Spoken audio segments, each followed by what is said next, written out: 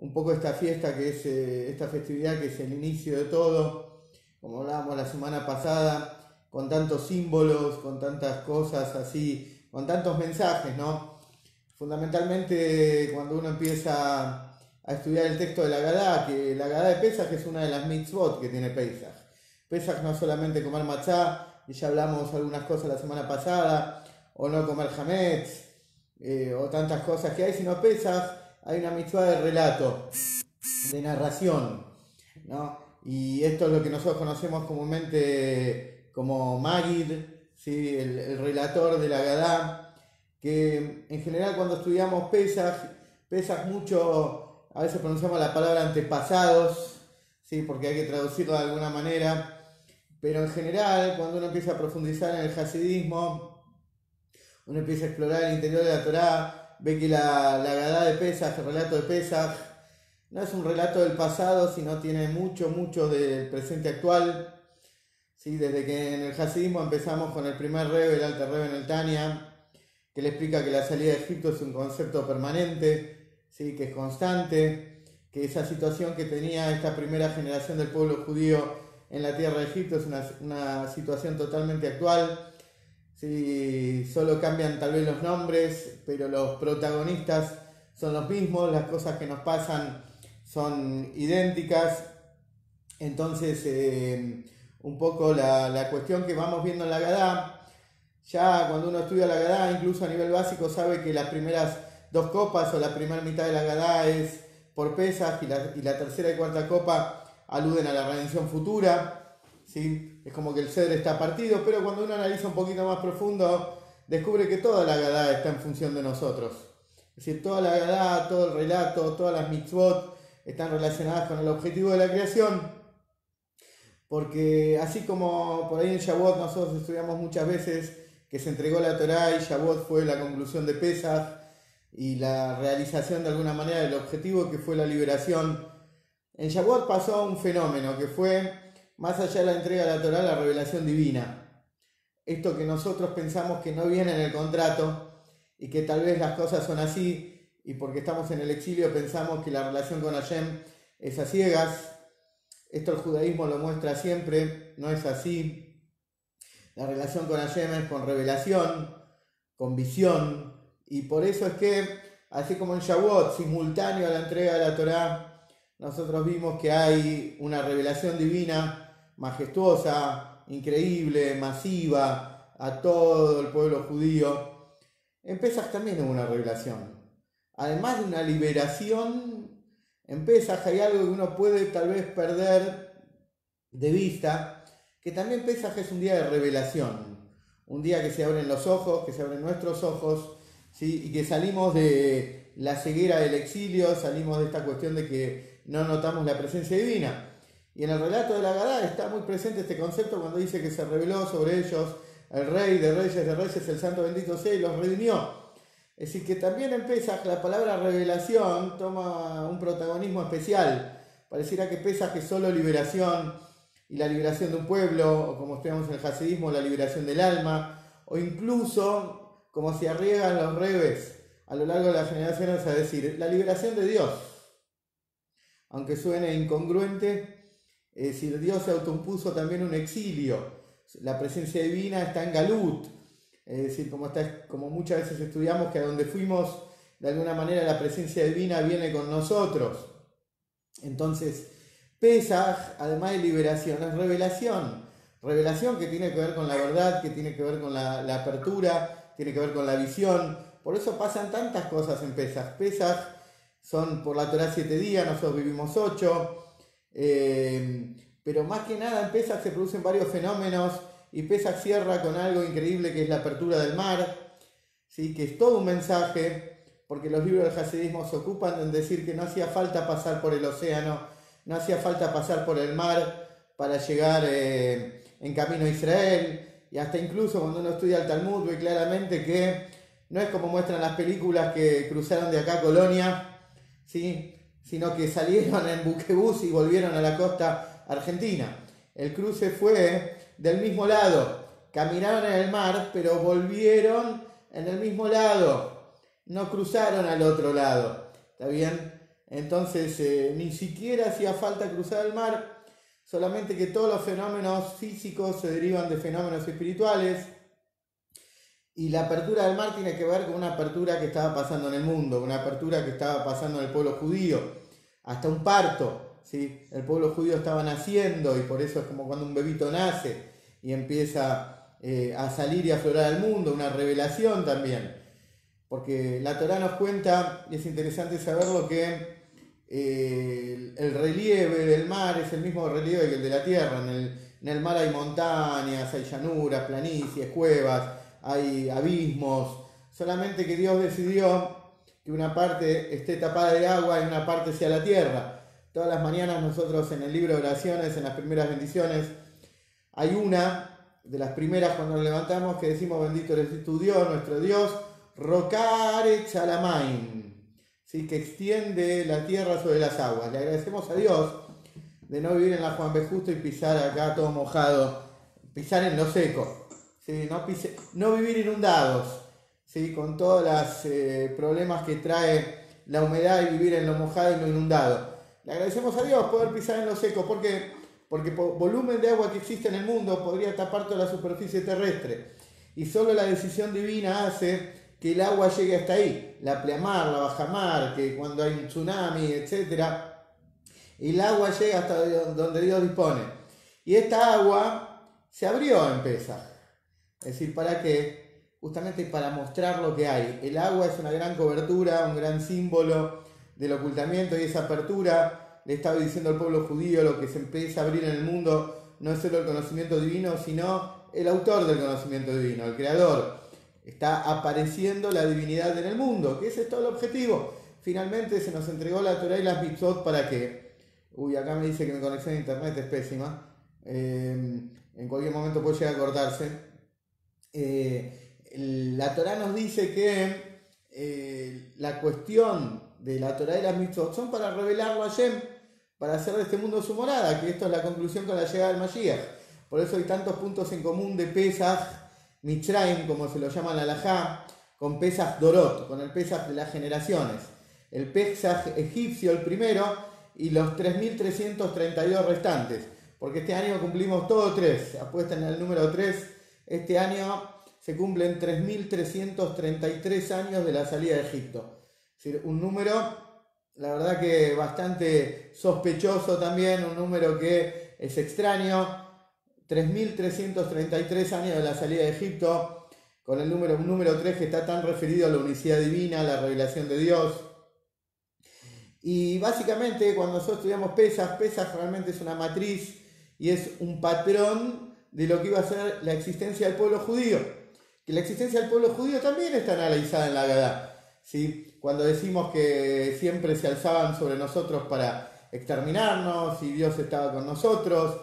E increíblemente en toda esta trayectoria llegamos hasta el final, el último Pesaj, que es el nuestro, el final de la historia, donde se sale finalmente y de forma definitiva. Acá Hanna me pregunta cuántos años: 3.333, todo 3. ¿Sí? Pueden cantar falta en vido los dos jugadores, hay 33 de los dos lados. Entonces, ¿cuál es el punto? Que el primer Pesaj, que es la matriz de la libertad, donde se instala y se abre la posibilidad de la revelación divina en el mundo, ¿sí? Donde después de siglos y siglos de decadencia, como cuando uno estudia la historia universal o estudia la Torá, vemos cómo las generaciones iban decayendo, iban a lo largo de la historia. Entonces, el punto es que aparece Abraham, aparece un pueblo judío, y vemos que hubo generaciones, hubo crímenes, hubo esclavitud, hubo imperios, hubo crueldad en el mundo, hubo genocidios, como siempre. Pero, increíblemente, muy pocas veces en la historia aparece Hashem y dice: acá estoy. Una de las más trascendentes y tal vez la base de nuestra historia y la más importante, donde Hashem dice: acá estoy, es en la salida de Egipto. La salida de Egipto realmente es un cimbronazo a la humanidad. Es un golpe a esa humanidad negadora de la verdad divina, negadora de la creación. Y es, como le decía, una matriz, un sello que se instala a lo largo de las generaciones para que todos los judíos descubramos que nos pasa esto. La semana pasada yo les contaba un poco cómo es el ser humano. Ayer nos creó en un formato psíquico increíble. Nos acostumbramos a todo. Hay clásicos ejemplos de la psicología, del hombre que perdió un zapato y empezó a caminar con un zapato y se acostumbró. Y con el tiempo se acostumbró a andar con un zapato y le parecía raro andar con dos zapatos. Te acostumbras a todo. El pueblo judío en Egipto estaba totalmente acostumbrado a esa vida, a la esclavitud, había entrado por su cercanía política con el faraón, habían entrado y habían caído en la trampa del amiguismo político. Durante décadas trabajaban para el país, dedicados, esclavizados, no se dan cuenta de nada. Y ustedes se pueden preguntar, ¿cómo no se daban cuenta que eran esclavos? La misma pregunta es para nosotros a lo largo de nuestras vidas. A lo largo de nuestras vidas también nos enfrascamos, también perdemos la conciencia en muchas cosas, vamos perdiendo claridad, conciencia. ¿Sí? ¿Por qué? Porque vivimos en la oscuridad, vivimos en el ocultamiento divino.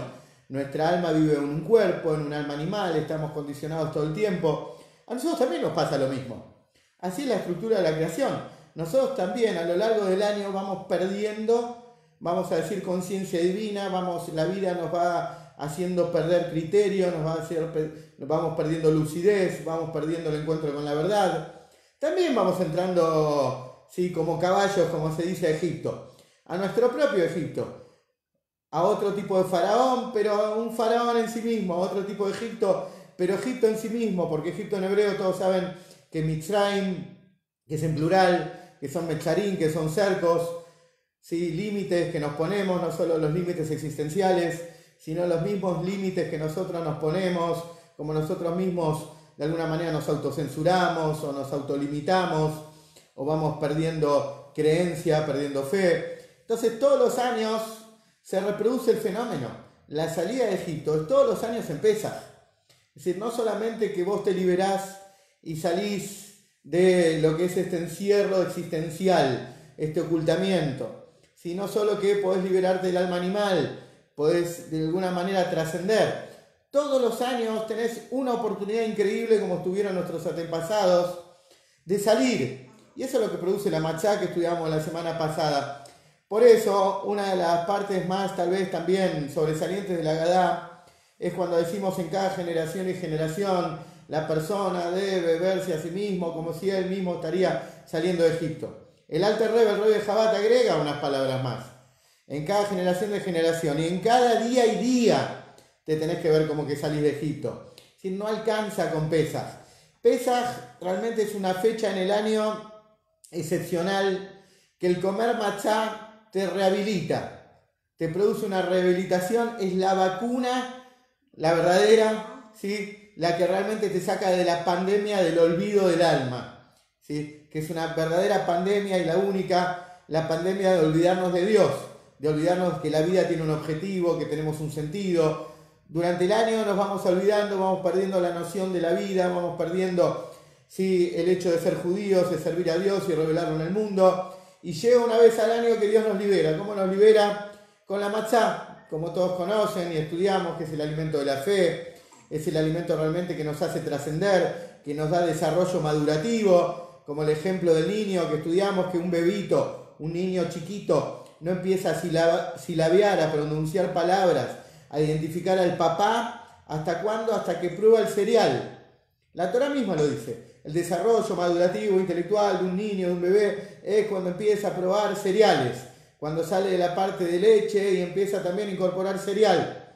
Lo mismo nosotros.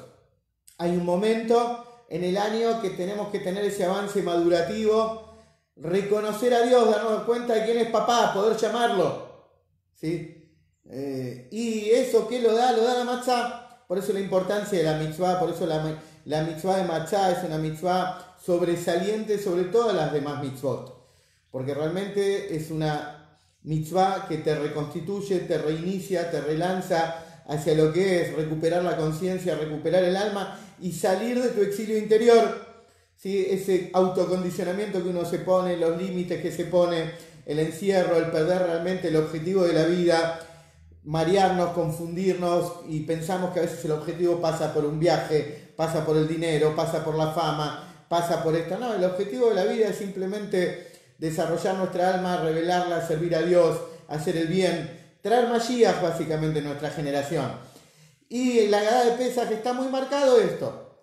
Cuando nosotros leemos la Agadá de Pesaj, en realidad es una Agadá que nos está hablando a nosotros mismos, que primero para traer Mashiach tenés que despertarte. Los judíos, como vimos la semana pasada, no fueron salvados hasta que no gritaron, hasta que no se despertaron, hasta que no lo hablaron. ¿Vieron como cuando te dicen, hasta que no hablas algo, hasta que no te desahogás, no salís adelante? Como dice el famoso versículo, que la preocupación del corazón hay que hablarla, hay que transmitirla, no te podés guardar las cosas para adentro, tenés que compartir hacia afuera. Bueno, acá lo mismo. A veces estamos tan metidos y tan perdidos y estresados por la vida y por el mundo que no descubrimos nuestra verdadera identidad, la perdemos. Pesaj es una oportunidad excepcional que viene del cielo. Porque de Egipto, así como de Egipto no se podía escapar nadie, ¿sí? Los judíos gritaban guardias tras los barrotes, no se escapaba nadie, nadie podía salir de ahí. Lo mismo nosotros. Hay cosas que no se pueden salir solos y solo es la ayuda celestial la que viene y la que nos rescata, la que nos libera. Y cuando llega Pesaj, más allá de todo el trabajo, de la limpieza, de la preparación, del ceder, de conseguir la matzá, de repartir la matzá, de ayudar a otro yudí, todo el trabajo de Pesaj es preparatorio para, como les decía antes, una palabra clave, la revelación divina. En Pesaj, cuando nos sentamos a la noche y comemos la matzá, estamos siendo rescatados igual que esa primera generación. Pero no, el rescate de que estamos hablando no es solo un rescate espiritual, un rescate personal o un rescate global, sino aspiramos un poco más. Es tan fuerte el tema de la matzá y tan fuerte el tema de la salida de Egipto como símbolo global del judaísmo, que ahora mismo cuando llega Mashiach, también vamos a seguir recordando la salida de Egipto. Tan vigente, tan trascendente es esta cuestión, ¿sí? Hashem nos puso a bailar en este mundo, nos puso a trabajar, nos puso a superar nuestras propias tentaciones y desvíos, nos puso a superar el cuerpo, el alma animal, tiende a que lo busquemos en cosas que no son Hashem, y realmente donde nosotros tenemos que encontrar respuesta, sentido y objetivo es en el plan divino, no en la satisfacción personal, y justamente la búsqueda tiene que ser genuina, como la relación que existe entre un padre y un hijo. Y por eso todas las metáforas de la Torá se refieren a esto. Y esto es justamente una de las cuestiones trascendentales de Pesaj que le nombraba recién. Pesaj está muy asociado a la limpieza, a la búsqueda del Hametz. Hametz, esa palabra, sí, que Hametz viene de leudado, toda masa o cereal inflado, ya sea por el efecto madre de la levadura o por cualquier cosa húmeda como el agua que puede inflar.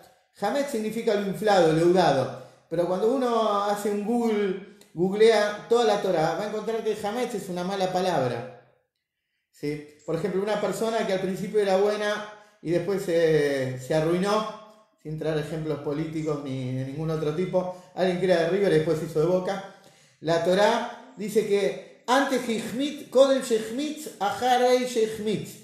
Antes que se hizo, ¿cuándo era bueno? Cuando todavía no se hizo Hametz. Después que se hizo Hametz pasó a ser malo.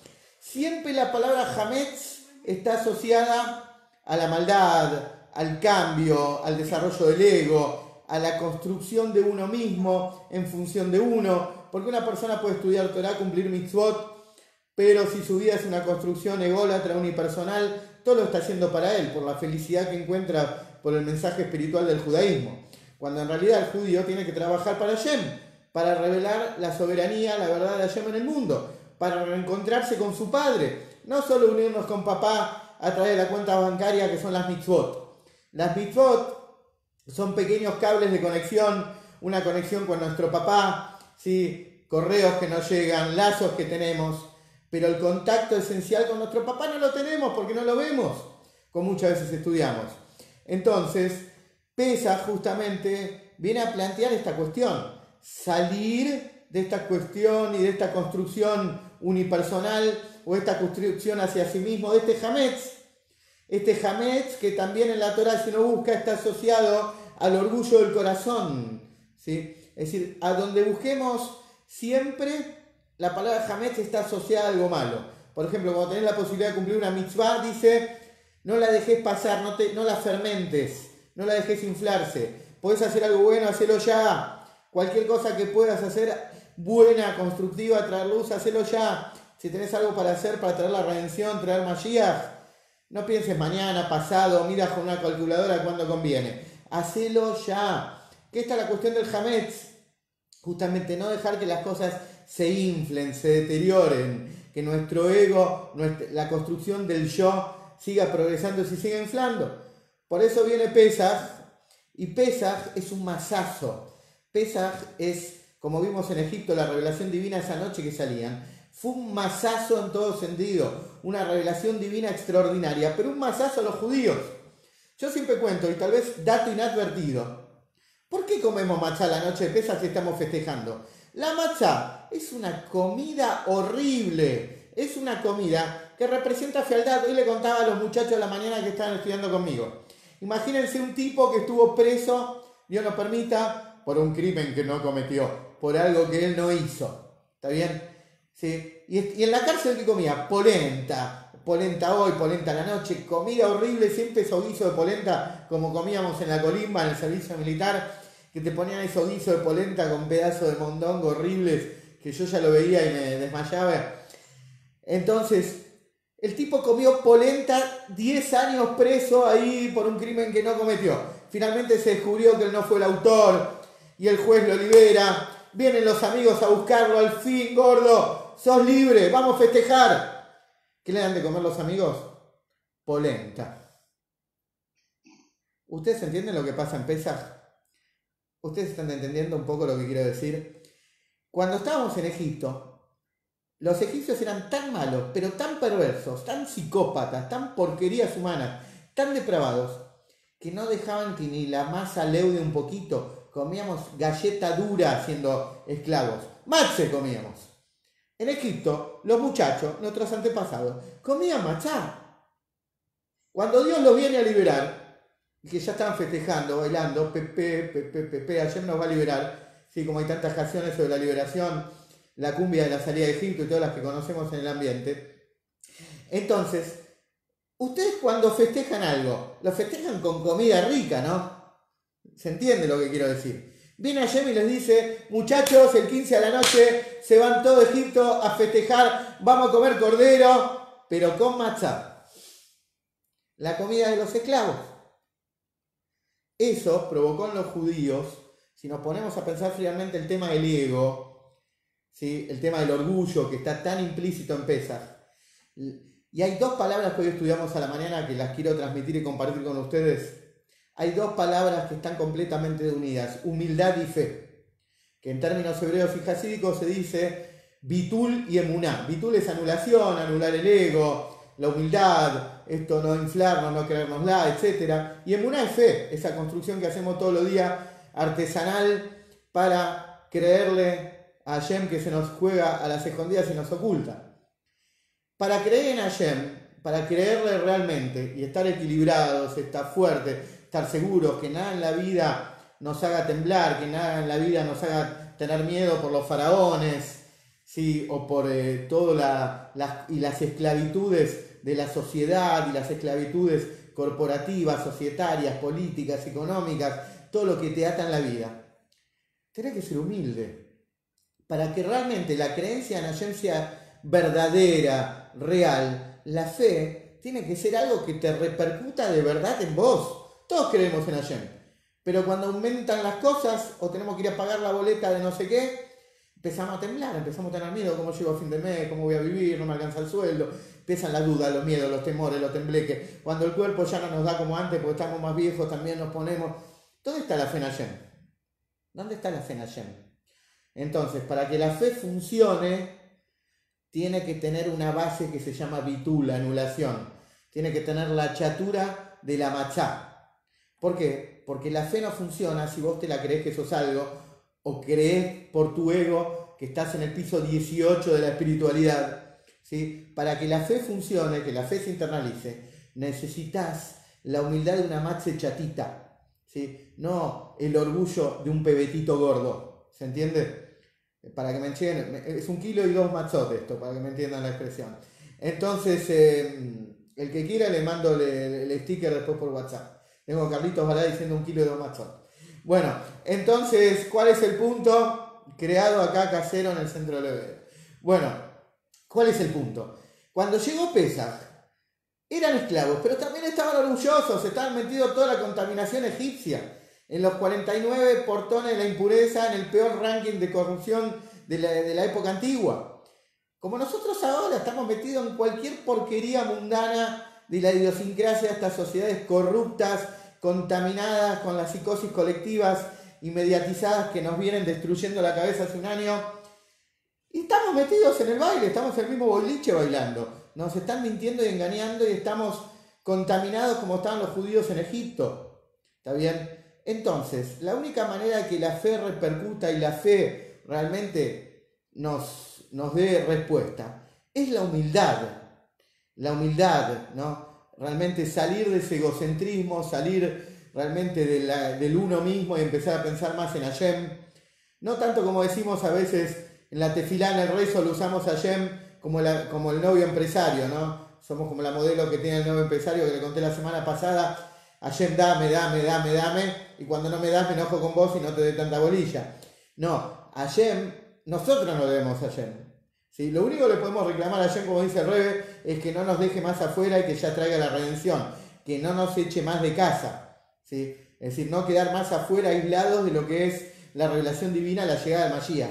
Ese es el único reclamo que podemos tener, ¿sí? Como pareja con Hashem. No nos dejes más afuera.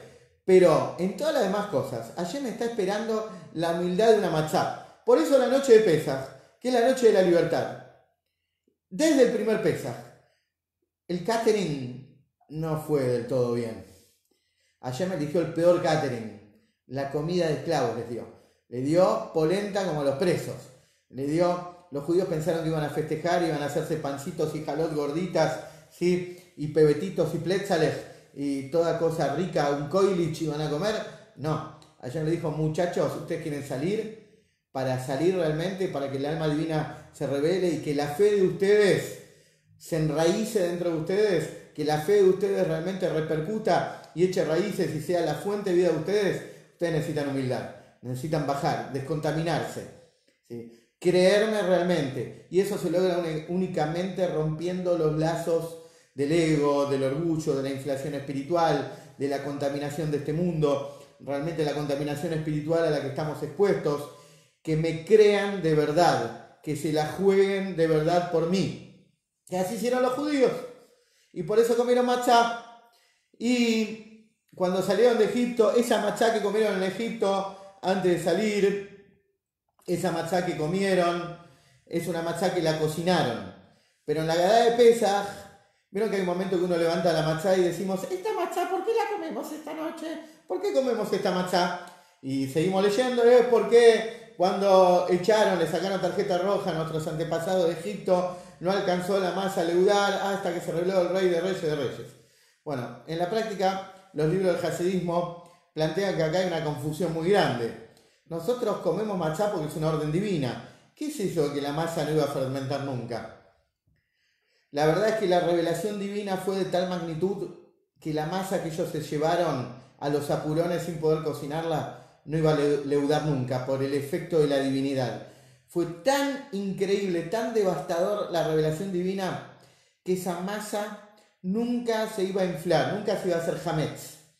Por eso, en realidad, existen dos matzot en la noche de Pesaj. La matzá de antes de la medianoche y la matzá de después de la medianoche.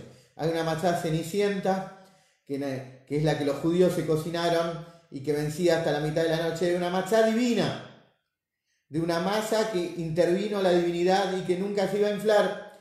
La matzá que nosotros comemos hoy en día después de la entrega de la Torá es una matzá, como les decía, que el Zohar lo llama alimento de la fe. Una matzá que tiene propiedades divinas increíbles y, como les decía al principio, es la matzá que nos reconecta, es la matzá que nos libera, es la matzá que nos abre los ojos.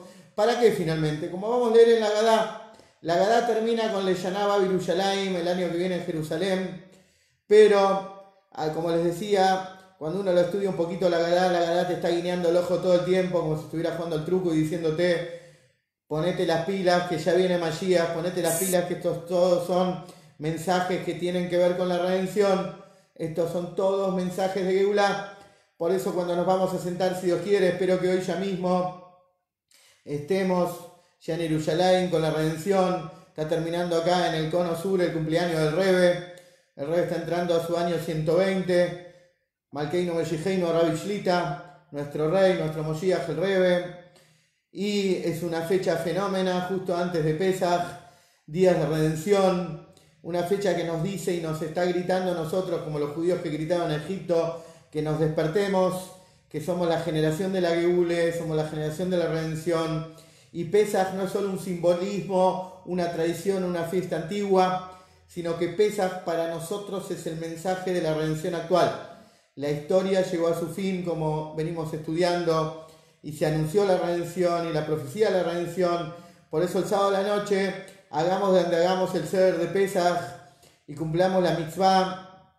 Realmente vamos a pensar de que este tiene que ser nuestra salida de Egipto.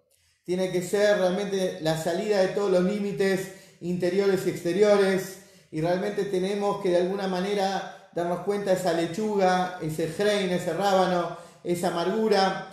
Es la amargura por estar lejanos de la verdad, no estar conscientes que hay una Hashem, no estar conscientes de la realidad de la vida, ¿sí? Conscientes también de la noticia de la redención, que nuestra generación es la generación de la Geulá, y justamente la amargura, el maror, el rábano, es picante, te molesta en la boca. ¿Para qué? A propósito, porque tenés que estar molesto. La noche de Pesaj tenés que abrir la puerta y tiene que estar Eliyahu y tiene que estar el Mashiach también.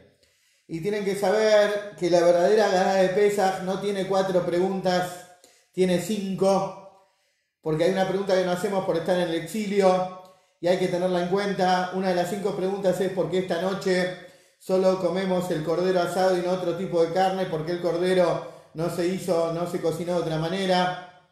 Ya el Rebbe nos enseñó que hay un 5.º hijo que a grandes pasos se está enterando de que es judío y hay un Seider. Hay una 5.ª copa que pasa inadvertida, que es la copa de Eliyahu, ¿sí? Que en algún momento se tendría que empezar a tomar, porque en la Torá no hay 4 expresiones de libertad, hay 5 expresiones de libertad, y el número 5, el Mashiach, que está dando vuelta a lo largo del Seder. Sí, Hanna, sí, Andrea, que me preguntaron, este año 5781 se cumplen 3.333 años de la salida de Egipto. Si restan 5781, que es este año, menos 2448, que la salida de Egipto, les va a dar 3. ¿Sí? Bueno, no les voy a probar en matemáticas si me siguen preguntando. Entonces, ¿cuál es el punto?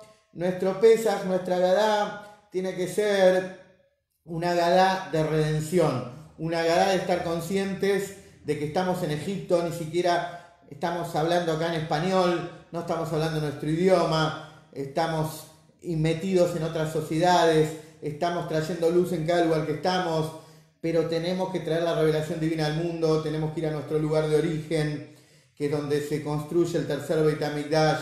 Nos faltan 406 mitzvot, 406 mitzvot para cumplir, porque en el Galut podemos cumplir 207 nada más. Todo el judaísmo es carente, por eso el judaísmo en el exilio es un cartoneo, cartoneamos, no tenemos los productos originales del supermercado, estamos cartoneando divinidad, cartoneando espiritualidad, ¿sí? Como las personas que buscan entre la basura algo que valga.